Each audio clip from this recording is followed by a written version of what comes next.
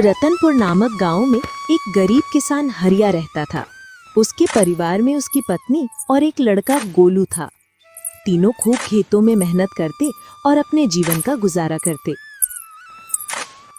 अरे भाग्यवान, अब तो ईश्वर की खूब कृपा है हमारे ऊपर।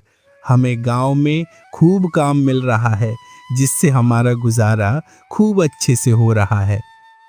हाँ गोलू के पापा, अब हमें कोई दिक्कत नहीं है।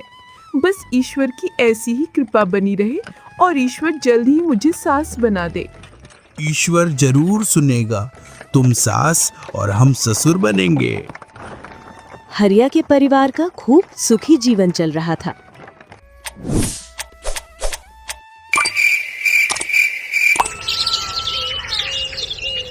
कुछ दिनों बाद हरिया के लड़के गोलू की तबीयत खराब होने लगी। धीरे धीरे उसकी तबीयत ज्यादा खराब रहने लगी, जिससे उसने खटिया पकड़ ली। तुम वैद्य जी को जल्दी से बुला लाओ, अब तो गोलू की तबीयत ज्यादा खराब हो रही है। अभी मैं वैद्य जी के पास जाता हूँ। हरिया वैद्य जी के पास जाता है और उनको अपने घर ले आता है। वैद्य जी, इसको किसी भी औषधि का असर नहीं हो रहा है। जितनी औषधि दे रहे उतना ही बीमार हो रहा है। इसके लिए औषधि जंगल से लाना पड़ेगी, जो अपने जंगल में बड़ी मुश्किल से मिलती है। मिल गई तो अच्छा है, नहीं तो तुम्हें राज्य औषधालय से वो औषधि लाना पड़ेगी, जो तुम्हें 10 चांदी के सिक्कों में मिलेगी। इतने सिक्के तो नहीं हैं। इससे अच्छा मैं जंगल जाकर औषधि ढूंढ ले आता हूँ। बताइए वैद्य जी, कौन सी औषधि है? उसे मैं जंगल जाकर ले आता हूँ। वो तुम्हें नहीं मिल पाएगी। उसके लिए तो जंगल में मुझे ही जाना पड़ेगा। तुम एक काम करो, तुम यहीं रुको। मैं और तुम्हारी पत्नी जंगल में जाकर उस औषधि को ढूंढ कर लाते हैं। जी वैद्य जी, जल्दी जाइए। दोनों जंगल की ओर चल देते हैं।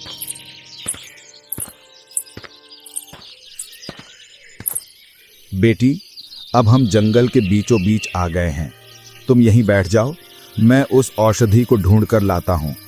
तुम इस जगह से कहीं मत जाना, तुम यहीं रहना। मैं तुम्हें इतने बड़े जंगल में कहां ढूंढूंगा। जी वैद्य जी, मैं यहीं बैठी हूँ। वैद्य जंगल में औषधि ढूंढने के लिए चला जाता है और हरिया की पत्नी उसी जगह पर बैठ जाती है। थोड़ी देर बाद उसकी निगाह एक गुफा पर पड़ती है, जो देखने में बहुत सुंदर दिख रही थी। वो उसके पास चली जाती है। तभी उसको घोड़ों के पैर की आवाज आती है। थोड़ी देर बाद 3 घोड़े दिखाई देते हैं, जिन पर 3 नकाबपोश आदमी बैठे थे और एक आदमी पर एक संदूक था। उनमें से एक आदमी बोलता है, सरदार, ये गुफा अच्छी दिख रही है। क्यों ना ये चोरी का संदूक यहाँ छिपा दें? हाँ लल्लन, तू बोल तो सही रहा। यहाँ तक राजा भी नहीं पहुँच पाएगा। जैसे ही राज्य में शांति का माहौल होगा, तभी इस संदूक को गुफा से बाहर निकालेंगे। तीनों घोड़ों से नीचे उतरते हैं। सरदार आगे हो जाता है और लल्लन और डोलू उस संदूक को उठाकर उसके पीछे पीछे चल देते हैं। गुफा के अंदर संदूक रख आते हैं। अगर तुम दोनों ने गद्दारी की या किसी को बताया तो तुम दोनों की खैर नहीं। नहीं सरदार, हम किसी को नहीं बताएंगे और ना आपसे गद्दारी करेंगे। तुम मेरे वफादार चेले हो, फिर भी अगर ये संदूक इधर से उधर हुआ तो तुम्हें वो सजा मिलेगी जो तुमने कभी सोचा भी नहीं होगा। नहीं सरदार, हमारा विश्वास कीजिए, हम आपके साथ कभी गद्दारी नहीं करेंगे। तीनों वहां से चले जाते हैं। इधर हरिया की पत्नी उसी जगह पर जाकर वापस बैठ जाती है, जो वैद्य बताकर गया था। थोड़ी देर बाद वैद्य अपना सर झुकाए आ जाता है। वैद्य जी, मिली औषधि? नहीं बेटी, नहीं मिली। अब तो राज्य औषधालय में ही मिलेगी। दोनों घर की ओर चल देते हैं।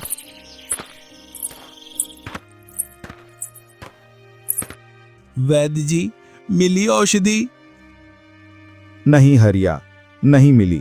अब तो तुम्हें राज्य औषधालय से ही औषधि लानी पड़ेगी। इसके लिए तो सिक्कों की व्यवस्था करना पड़ेगा।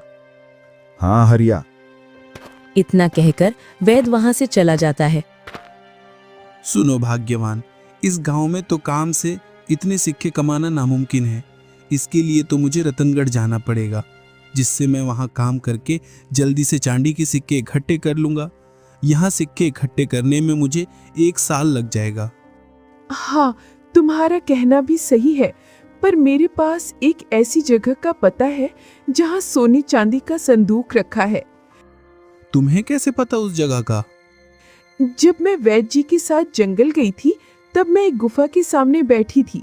उसी गुफा में कुछ डाकू एक संदूक लेकर आए थे और राजमहल का चुराया हुआ संदूक वहां छिपा कर गए थे।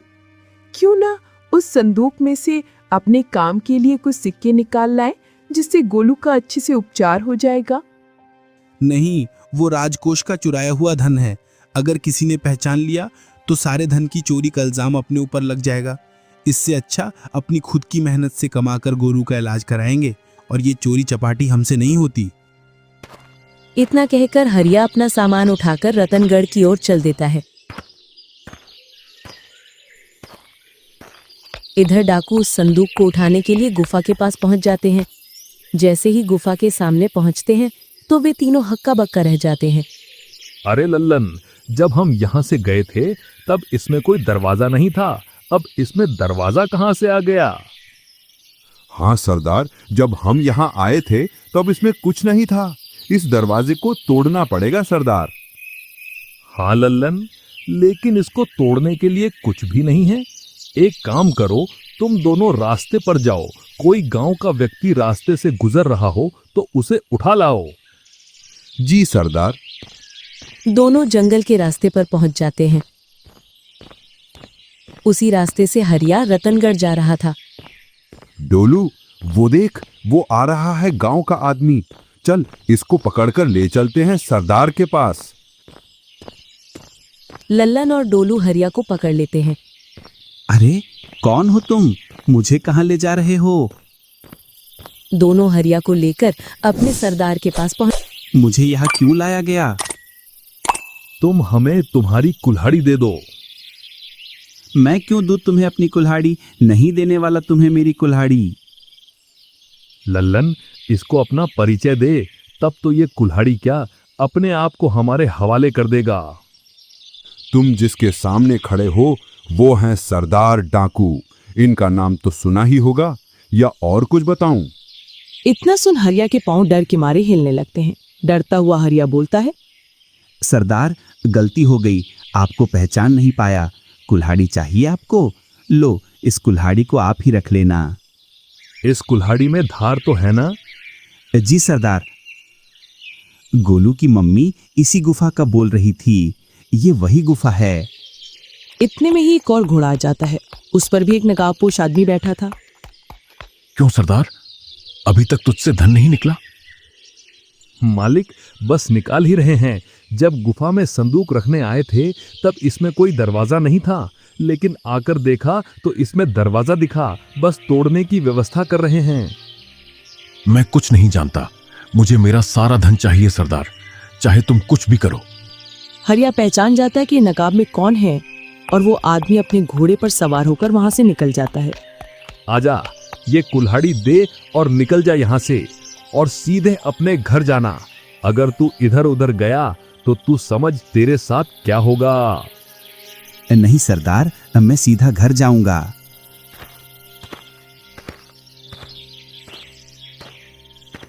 हरिया सीधे अपने घर पहुंच जाता है।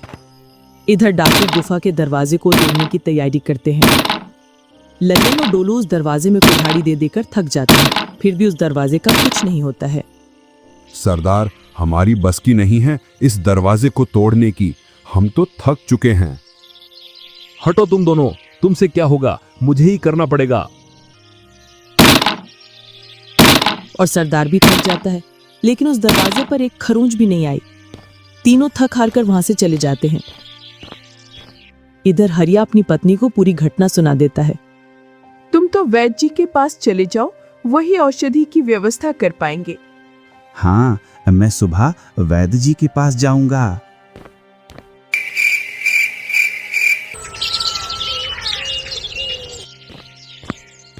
दूसरे दिन हरिया वैद्य जी के पास पहुंच जाता है और जंगल में जो उसके साथ घटना हुई थी वो पूरी वैद्य जी को बता देता है। अब तो तुम्हारे बेटे की बीमारी का इलाज हमारे वेद गुरु ही कर सकते हैं। वो तुम्हें नदिया के किनारे पर अपनी कुटिया में मिलेंगे। तुम अपने बेटे को भी साथ में ले जाना। वो देखकर बीमारी की औषधि दे देंगे और तुम्हारा बेटा वहीं स्वस्थ हो जाएगा। जी वैद्य जी। हरिया अपनी गाड़ी तैयार करके उसमें अपनी पत्नी और बेटे को बैठाकर नदिया की ओर चल देता है। नदिया के किनारे पर वैद्य गुरु की कुटिया दिखाई देती है। थोड़ी देर बाद वे कुटिया के पास पहुंच जाते हैं। कहो बालक, कैसे आना हुआ? गुरुजी, मेरा बालक बहुत दिनों से बीमार है। इसके उपचार के लिए आपके पास आए हैं। वेद गुरु गोलू का उपचार करते हैं और कुछ औषधि गोलू को पिला देते हैं। मैंने इसको औषधि पिला दी है और कुछ औषधि अपने पास रखो। संध्या के समय इसको पिला देना, जिससे यह सुबह तक पूर्णतः स्वस्थ हो जाएगा। जी गुरुजी। और हाँ, इस बालक का भविष्य बहुत उज्जवल है। यह राज्य का मंत्री बनेगा। इसको राज्य मंत्री बनाने में आपका योगदान बहुत अधिक रहेगा।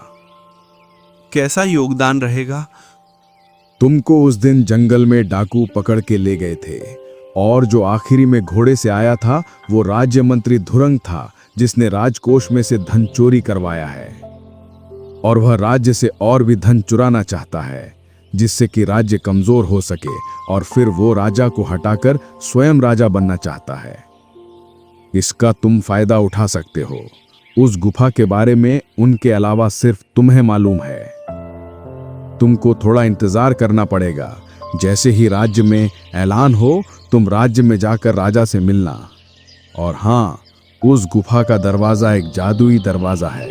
उसको खोलने के लिए चमकीला पत्थर ले जाओ। जैसे ही तुम इस पत्थर को उस दरवाजे पर लगाओगे तो वो दरवाजा खुल जाएगा। जी गुरुजी।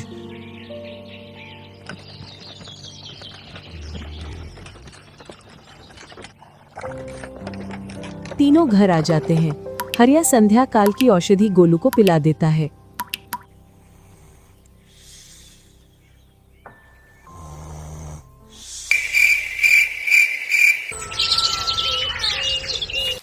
सुबह का समय। अब गोलू पूर्णतः स्वस्थ हो गया था और तीनों अब राजमहल के ऐलान का इंतजार करने लगे। कुछ दिनों बाद राज्य में ऐलान कर दिया जाता है, जो कोई व्यक्ति राजकोष का धन वापस लाएगा और चोरों को पकड़वाएगा, उसको महाराज की ओर से इनाम दिया जाएगा। इतना सुन हरिया और गोलू राजमहल की ओर चल देते हैं।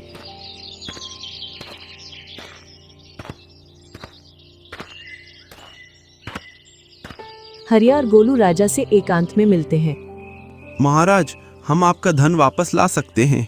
इसके बदले में आपको हमारे बेटे को मंत्री बनाना पड़ेगा। ऐसा तो संभव नहीं। इसके अलावा आप और कुछ मांग लो, क्योंकि मेरी राज्यसभा में अभी पूरे मंत्री हैं, वो भी विश्वसनीय। उनमें से मैं किसे हटाऊं जिसके बदले में आपको बैठाऊं? महाराज, छोटा मुंह बड़ी बात। आप खुद समझदार हैं। आपके राजकोष के बारे में कौन कौन जानता है? मैं और महामंत्री धुरंग दोनों। इसके अलावा तीसरा कोई नहीं जानता। बस, तो चोरों की सहायता आप दोनों में से किसी एक ने की होगी, तभी चोर राजकोष तक पहुंच पाए। तुम्हारा मतलब हमने स्वयं अपने राजकोष में से चोरी करवाई? नहीं महाराज, मेरा ऐसा मतलब नहीं है। अगर आपने चोरी नहीं करवाई तो इसमें महामंत्री धुरंग सम्मिलित होगा। अरे हाँ, ये तो मेरे दिमाग में आया ही नहीं। अभी धुरंग को बंदी बनवाता हूं। नहीं महाराज, ऐसी गलती मत कीजिए, नहीं तो चोर भाग जाएंगे। क्यों ना चोरों और महामंत्री धुरंग दोनों को साथ में पकड़ा जाए। वो कैसे? जब भी महामंत्री धुरंग राज्य से बाहर जाता है तो वह जरूर चोरों से मिलने जाता होगा। जब वह राज्य से बाहर जाएगा तब हम उसका पीछा करेंगे। अगर तुम्हारी बात सही हुई और धुरंग दोषी पाया गया तो तुम्हें मैं इस राज्य का महामंत्री बनाऊंगा। मंत्री नहीं, महामंत्री। जी महाराज, बस आप उस दिन का इंतजार करो जिस दिन धुरंग इस राज्य से बाहर जाएगा।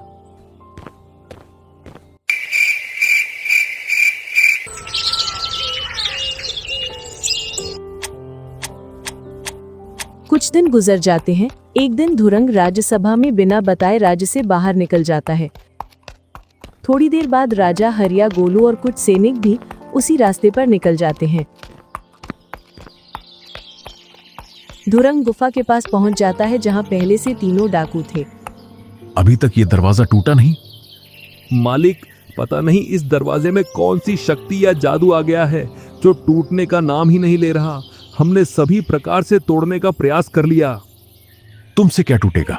लगता है मुझे ही तोड़ना पड़ेगा। तुम सभी हटो यहां से। अरे मंत्री जी, तुम क्यों इतना कस्ता कर रहे हो? नाजुक हाथों में चोट आ जाएगी। महाराज, आप यहां। सैनिकों, पकड़ लो इस राजद्रोही को और साथ में इन तीनों को भी। तुमने सही बोला था गोलू, तुम ही राज्य के महामंत्री बनने के लायक हो। जाओ, दरवाजा खोलकर संदूक ले आओ। गोलू उस चमकीले पत्थर को उस दरवाजे से लगाता है तो तुरंत वो दरवाजा खुल जाता है।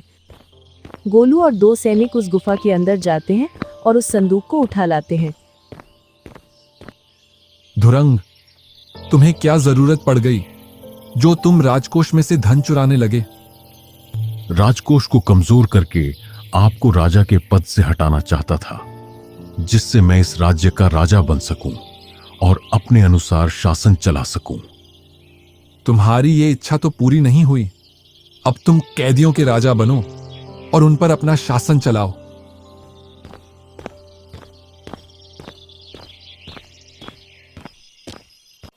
राज्य दरबार में गोलू को महामंत्री घोषित कर दिया जाता है और राज्य में फिर से सुख शांति लौट आती है।